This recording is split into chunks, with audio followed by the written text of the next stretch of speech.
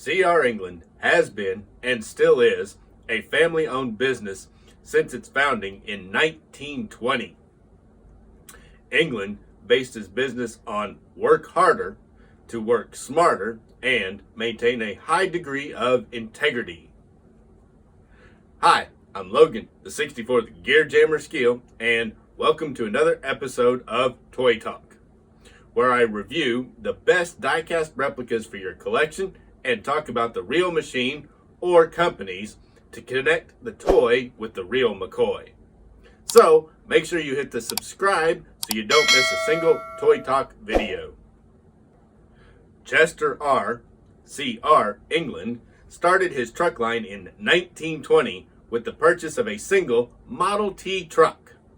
Being a farmer in Plain City, Utah, Chester thought there must be an easier way to make a living.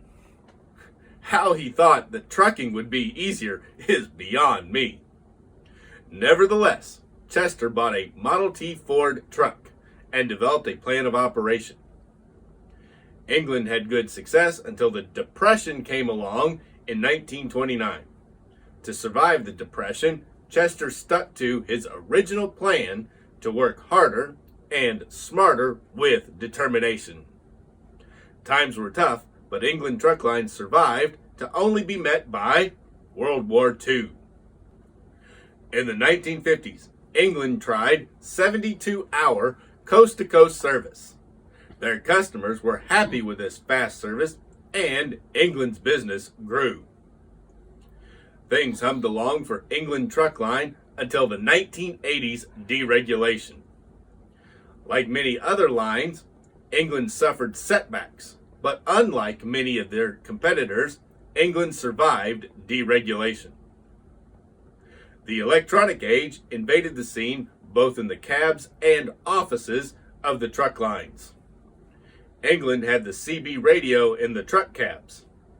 Next to make its appearance in the truck offices and cabs was a new device for mobile communications. In the early 1990s, the newest inventions in mobile communications, Qualcomm, made its way into truck cabs. CR England was one of the fleets to adopt Qualcomm in-cab communications. Qualcomm was text messaging before the real text messaging came to be. Another of CR England's innovations was to become one of the first carriers to establish a driver's training school. England experienced its greatest period of growth between 1985 and 1995. CR England has grown progressively into the nation's most reliable refrigerated transportation company with truckload service. Still, a family-owned and operated business that was founded in 1920 and has now survived over 100 years. That's impressive for a trucking company. The current management team includes several third and fourth generation England family members who carry forward Chester R. England's belief that quality, hard work, and integrity are the basis for success. Under this management philosophy, CR England Trucking is a dedicated trucking and shipping company with over 2,600 trucks and over 4,000 refrigerated trailers serving the United States, Mexico, and Canada. And this is the Kenworth W900A model with a 36-inch sleeper on it, pulling a 40-foot vintage Reefer van trailer for CR England and Sons. CR England in their 1970s paint scheme. Isn't that truck and trailer sharp? Like I normally do, we'll start off with the trailer here. It is the Diecast Promotions 40-foot trailer, and this was made back when they first came out with their TranStar for a vintage trailer. There's not too many vintage trailers available for toolings to choose from, but this trailer was optioned out as either a Reefer or a dry van, and in this case it's a Reefer.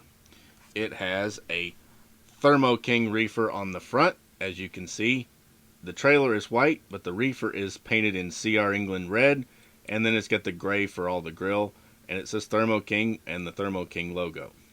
Caution 13'6", and then trailer number of 1178. Also on the very top it has some roof clearance lights. Then down front, controllers and hookups. Now there are no real hookups, but that's okay. Over here on this side, both sides are basically the same. You got the CR England logo way up here. Then they have a marker light there, there, and then a red stripe on the bottom. This trailer rides on 10-hole chrome wheels. They're a modern wheel instead of a vintage wheel, but that's what they had when they made this trailer. First Gear since made a nice vintage wheel. They ought to update and start using that with this trailer. But it's a nice 10-hole chrome wheel, and it has a nice soft rubber tires on it. There are brake canisters and axles, and then here's a little loop right there, and what that's for is to hold the air lines that go to the rear axles. There's a spare tire carrier and a spare tire and rim on it, a big fuel tank, and then it also has screw down type landing gear. Kingpin is for DCP, First Gear, Advantage Diecast, Top Shelf Replicas, basically everyone who uses a flat or a straight Kingpin. Up on the roof, it is just plain painted silver. Over to the other side of the trailer, well, they did make it just a little bit different. They tampoed on a door. Been nice if that was a real door, but this tooling doesn't actually have a door, so they just tampoed over to make it look like there's a door. Hinges, door frame, cam locks, real nice. Of course, kind of missing the vertical bar, but that's okay. Round on the back, 2 mud flaps that say CR England and Sons, and those are little decals on the mud flaps. Then there's a tampo of England and the trailer number right there across the 2 doors. Single cam locks on each door, and hinges tampoed, roof clearance lights, brake lights, and turn signals. Still can't figure out why they keep putting that yellow turn signal on this trailer. But these doors do open, so you can see the detailed interior. And this one here is spec'd out with the refrigerated interior. It's got the insulated walls, the insulated floor, and just your regular roofs. Now for this beautiful Kenworth tractor. This one has the newly tooled 10-hole aluminum Bud Alcoa style wheels from way back. Little black tampos on the center caps on the rear, red tampo on the front. Chrome diamond plate steps there. Fuel tank, it has a step, and then there's a loop step for up into the sleeper. A little ladder here so you can climb up onto the chrome deck plate so you can hook up your air lines and brake lines easier. It has chrome quarter fenders with a little black paint on the top to make it look like it's got a rubber flap there. And then on the back it has chrome brackets and white mud flaps. What's kind of cool though is they got a little red marker light on the edge of each of these brackets. Again, soft rubber tires with a nice tread pattern front and rear. There is a gold pinstriping right here along the fender and up along the top of the hood. Truck number of 52 there. The Kenworth logo. Marker light, turn signal. It has your big air intake on this side. CR England and Sons on the door. Real nice muffler and exhaust pipe, tailpipes with the 45 miters on them. The heat shield is just a decal with black dots. Looks really sharp. Got your ICC number and other numbers here on the sleeper toolbox door. And then your upper door. You can also see how that gold pinstriping goes around on the sleeper as well.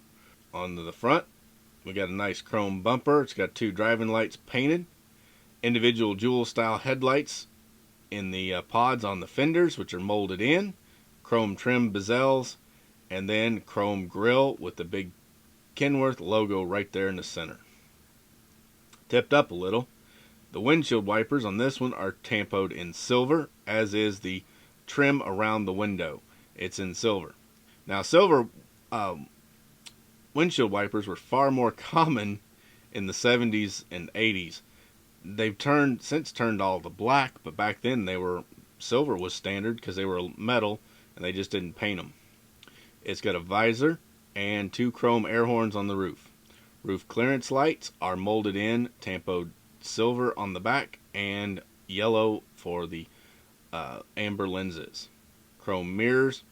The air breathers here, both of them have chrome tops, which means they chrome plated the whole thing. You can also see the chrome bands on each one holding them in place. Really good. Then they painted some red around them. As we turn this way, the step is here. Only on this one, it's got the fuel tank here up by the cab, not the diamond plate step, and battery boxes, which are on the driver's side.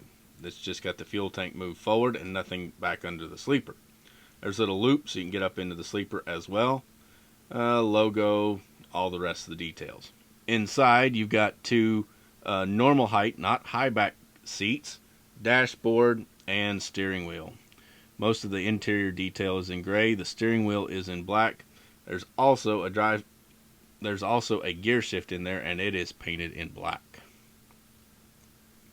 Same wheels, quarter fenders, everything else. Looking up on top, you can see the top of the hood is painted white. That's a real benefit if you're driving in the sun a lot. You'll love having that white hood. And then you'll have your pogo stick with your airlines right there. 5th wheel that pivots a little bit, and it has that kingpin for DCP first gear trailers. Underneath, let's turn him over a little bit. Underneath it says licensed by Packard Inc. Yellow for the Caterpillar 3408 motor. Transmission, air tanks. You can see the fuel tank arrangement because there's the battery boxes there on the driver's side. So they got the fuel tanks offset.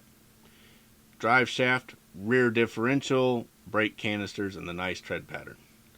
Positionable steering, not true steering. It's positionable. It just clicks in place.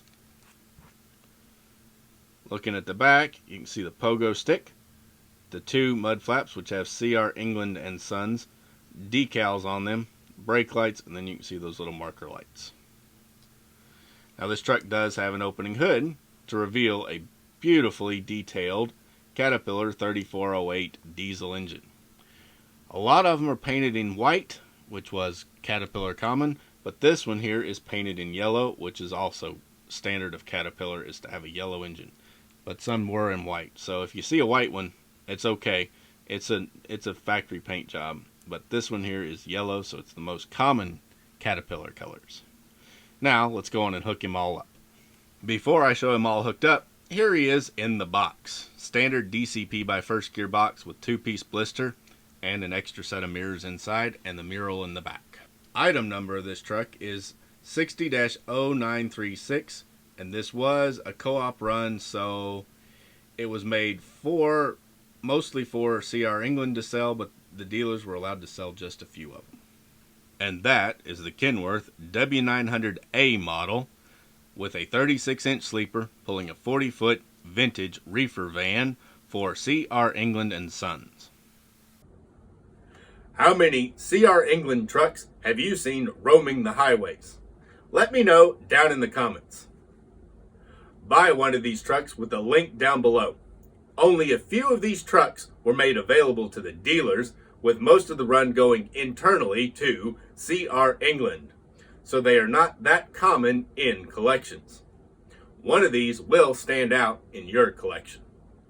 Also, grab my tips for valuing your collection with another link down below to know what items will make your collection more valuable, like this Kenworth W900A with Reefer for CR England. Please go on and smash that like button and subscribe so you don't miss the next episode. I'm Logan, the 64th Gear Jammer Skeele, and I'll be back soon with another episode of Toy Talk.